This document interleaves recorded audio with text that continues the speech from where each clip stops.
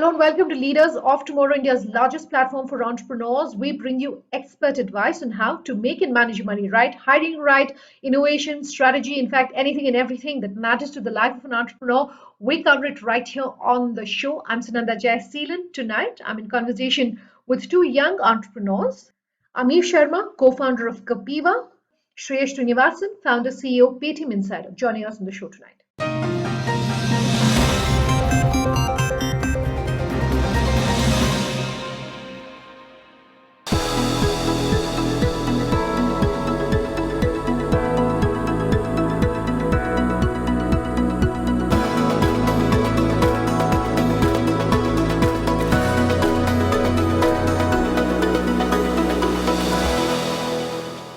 Ameve, Shreyas, so good having you joining us on Leaders of Tomorrow. It's always refreshing to talk to young entrepreneurs like yourself about innovation, about growth, about your personal journeys.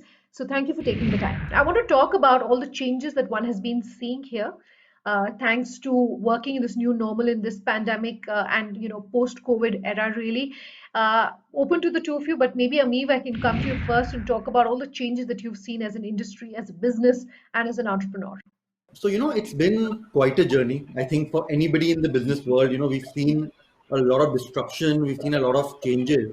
But I think, with everything, there's also a bit of opportunity, right? The opportunity is, I think that what would have taken 10 years or 5 years for business to transform, we're seeing that journey happening in 1 year, right? Be it either a digital first approach, be it either, optimizing of supply chain, of products, of manufacturing. We've seen unbelievable amount of effort and improvement happen in the last 6-7 months, which I don't think we could have seen in any other situation. And honestly, the final benefiter of this is actually the customer, right? So we're able to get the product exactly what the consumer wants in a quicker way at the best possible price, right? So I think most startups and companies have gone through a do or die kind of situation, right? But I think, emerging on the other side, I think we've definitely emerged stronger for it. Shreyas, how about you? It's been a tumultuous year for everyone in the entertainment industry. I think we've seen literally an industry wiped out because there's been no entertainment for about 6 months. As you know, I run on a ticketing platform which used to ticket about 25,000 events across India. Like in every good crisis, I think there's an opportunity, and the important thing was being able to nimble enough, not completely attached to what you were doing, but being open to new ideas and new opportunities. And anyone who's done that at least has survived, right? I think like any new direction, first comes survival, then comes thriving. I think we are all in the survival spaces. But the good news is the basic human nature to meet other people or wanting to discover stuff, whether it's product or services, those are never going to change. It's always the medium on how they consume that's going to change, and we've been very nimble about those mediums. Shreyas, when you're saying nimble, give us a sense. Pre-pandemic, how many sort of ground events, on-ground events were you seeing? How many are happening now? And as an industry, as a business, as an individual, as an entrepreneur, how were you able to respond quickly to those changes? Yeah. So all of last year, we had about 25,000 online events. I mean, on-ground events, which happened in about 158 cities in India. So that was the scale of what we were ticketing. So in the month of March, when the lockdown hit, that number went to zero, right? So literally 2,500 events went to zero events a month. And then we started building what we call digital events, right? While we all understand the nature of online content today because of OTT platforms, online events itself is still a much more smaller, newer medium. What it facilitates is shared experiences where people come together to meet people like them and enjoy a piece of content together. So in a lot of it brings together the best of going to an event. You go to an event because you want to be in a crowd of fans. You want to sing that favorite song along with someone. You want to spend 2 hours with friends making memories. And we've been busy trying to build that feeling online. We've had, touch wood, reasonably good traction so far. So we are back up to doing about 2.5, 3,000 online events a month now. The last 3 months, we've done about 15,000 events. And while the business model is completely changed, the ticket price is completely changed, the base motto of the company was to make sure people can have shared experiences, and people Sure. come to with like-minded people. I think that's persisted across on ground and online. So it's going to be a very interesting world. And for us, it looks like we've now unlocked a new revenue chain, which could be as big, if not bigger, than our old revenue chain. So hopefully, when the two of them come back, we are at 2x. Okay, so you've raised an interesting point as far as pricing is concerned. I will come back to that, but I do want to talk about digital. I mean, as a young organization, as a young entrepreneur, do you think that it was perhaps much easier for you to respond to the changes that were happening around you using technology and being able to really harness digital, harness technology, and move faster? So, I think one thing which was a big tailwind for our industry. So, Kapiva is, of course, primarily in the Ayurvedic space, and we are doing a lot of products around healthy living, immunity, also things like energy and, just good, healthy, good quality of living, right? So, keeping that in mind, there was a definite tailwind in our category, right? The big struggle that we had from day one is that how do we get the product to the customer, right? So at the beginning of when all this happened, of course, sales initially was a challenge, not because of demand, but because how do we keep the factories open? How do we deliver to the customer? How do we actually, keep the supply chain from the farm to the table open, right? Which is how we function.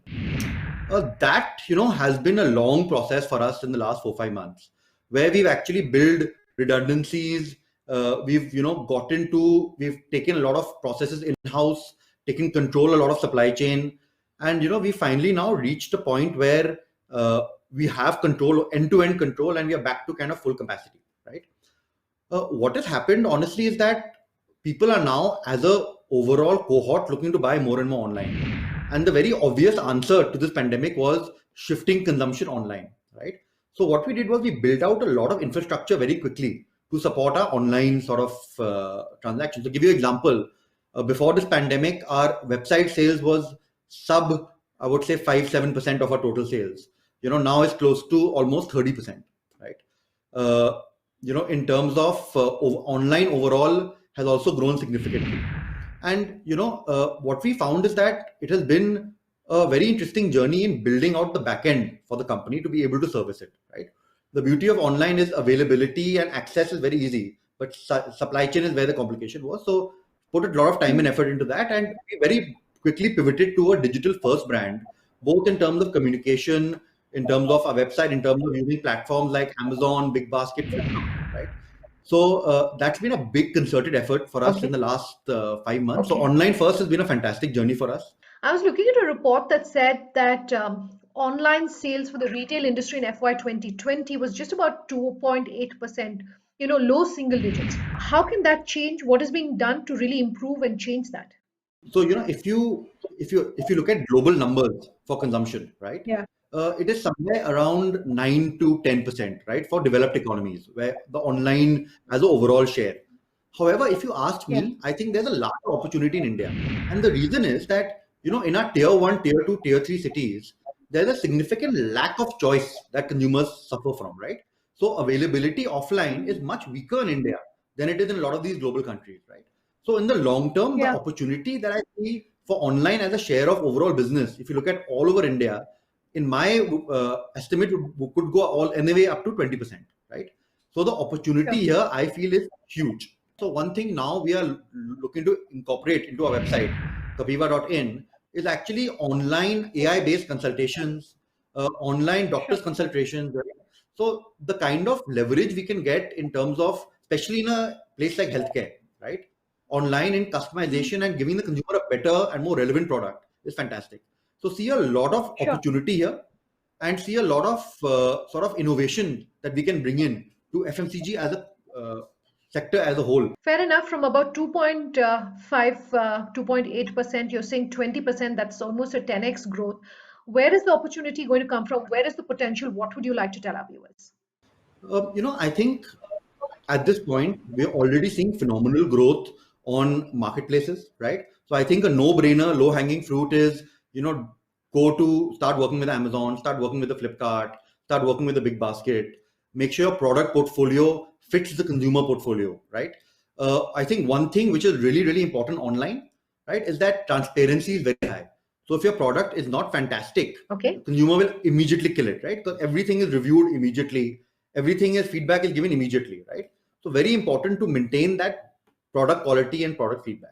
I think the second thing which a lot of new companies tend to ignore, which I think now is becoming more and more important, is building out your own platform, right? And owning that, having that direct connect with the consumer, having that direct sort of source of data as well to understand your consumer better, right? I think the no-brainer, the marketplaces, but I think where a lot of new companies and new brands should heavily invest is actually their own platforms. I'll have to take a quick break on that note, but much more when we come back. Just stay tuned.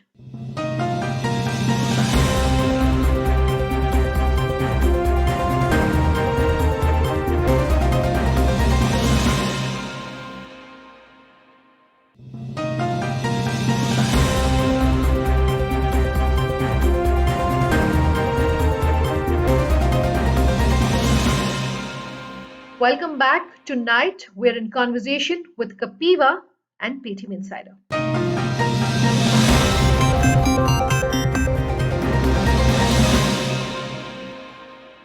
Shreyas, one of the things you spoke about was a cut in pricing. I want to talk about entrepreneurs who face very challenging times during 2020 because of the pandemic. If you can talk to me about the challenges that you faced as a business, how you were able to internalize that, your learnings from that, how you were able to grow despite that. What insights can you give someone watching tonight's interview? Yeah.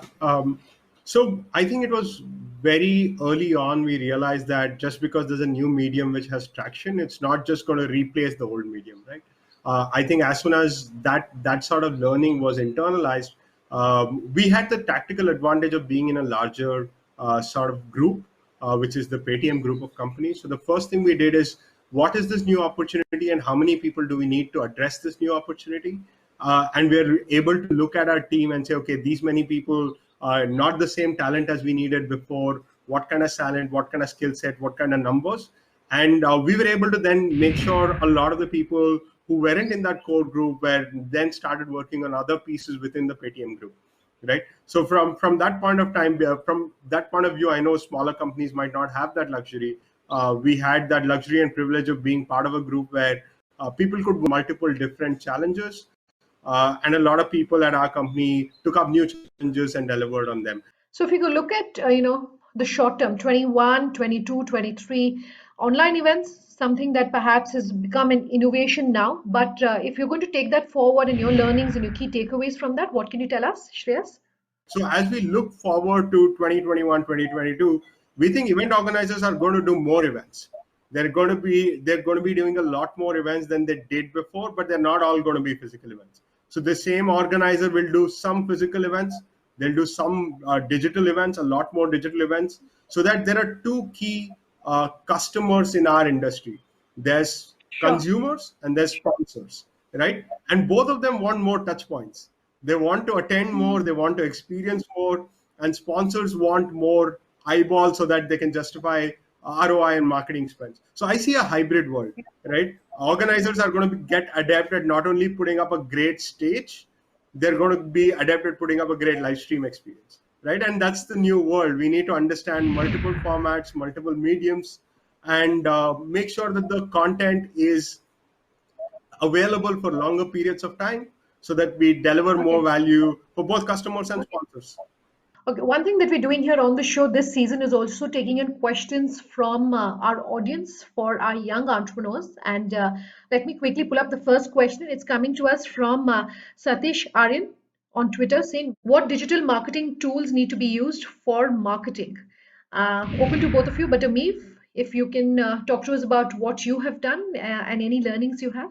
I think for digital marketing, the most important thing is actually going back to basics and understanding very clearly who is it that is consuming your product and making sure your marketing is done in an efficient way, right? Okay. I think beyond that, I think there's a lot of innovative ways. I think end of the day, it's a first principle problem, right? There's a bunch of customers out there on the internet who want your product. what is the most efficient way of reaching out to them.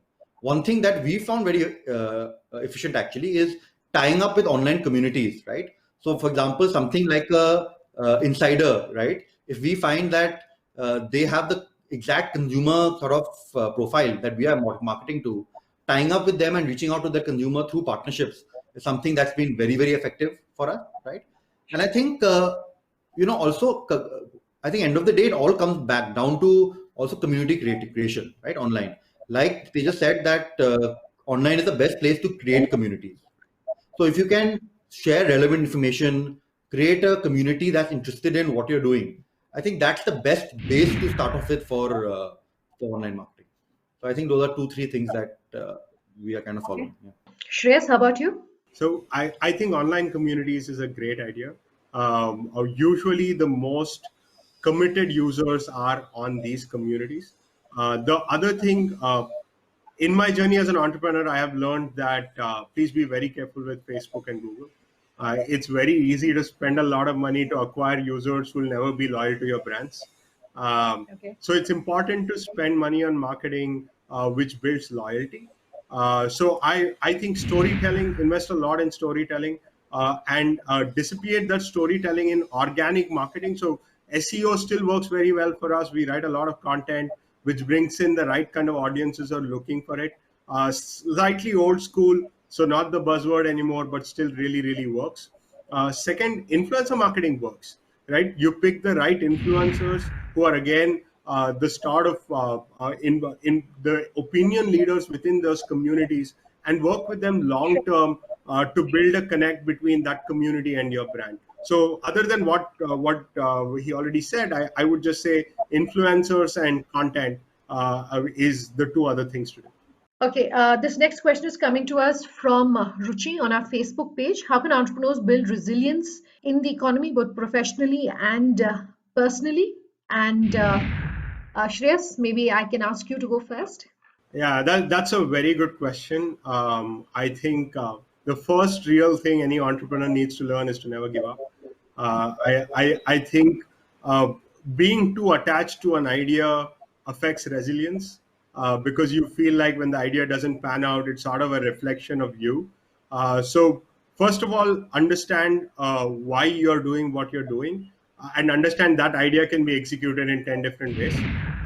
So if you're not too attached to your idea, not too romantic about this entrepreneurship being done only one way, that's really important to be resilient.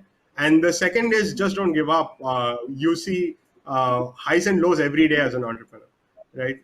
And I think if you just don't take your highs too high and your lows too low, we'll do fine. Amif? Yeah, honestly, just to build on, I think being lean and nimble, like nothing beats that in terms of resilience, right? If you have a lean setup and you have that nimble approach towards your business, you can take on any challenge, right? I think on top of that, I think one thing which has been a big learning for us in this pandemic is actually control your own destiny to some extent, right? So, outsourcing was a big buzzword, I think, before the pandemic, right? Oh, be it supply chain, be it XYZ, let's work with third party, let's minimize internal control. That was a big buzzword that we saw. But I think companies that control their own destiny and were able to get out of this, in a much better way and much sort of control their destiny in a much nicer way. So I think having control over your product, control over your supply chain, control over your manufacturing, control over every single part of your business allows you to even be more nimble and flexible in the long run. Right. So would just add that. Okay, I'm running out of time on the panel, so no more viewer questions, unfortunately, but two last questions. Shreyas, maybe I can come to you first and talk about data security and data protection in times like this. What is your own approach to data security and protection? What advice would you have for an entrepreneur? And also, what are your learnings? What have you needed to perhaps put in place at the organization to ensure data security? Yeah, I think data security is a technology problem.